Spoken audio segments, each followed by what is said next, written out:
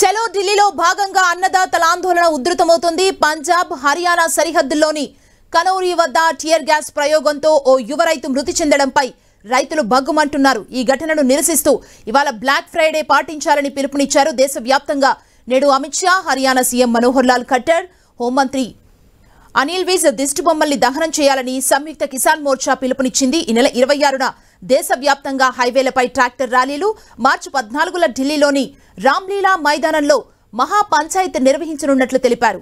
న్యాయమైన డిమాండ్ల సాధనకు తాము చేస్తున్న ఆందోళన తూటాల ద్వారా అణిచివేయాలనుకుంటున్న మోదీ ప్రభుత్వ వైఖరిపై రైతు సంఘాలు మండిపడ్డాయి.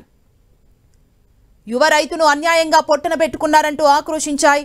ఆందోళనలో పాల్గొన్న యువ రైతు మృతిపై హోంమంత్రి అమిత్ షా, హర్యానా సీఎం మనోహర్ లాల్ ఖట్టర్పై హత్య కేసు నమోదు చేయాలని సంయుక్త కిసాన్ మోర్చా డిమాండ్ చేసింది.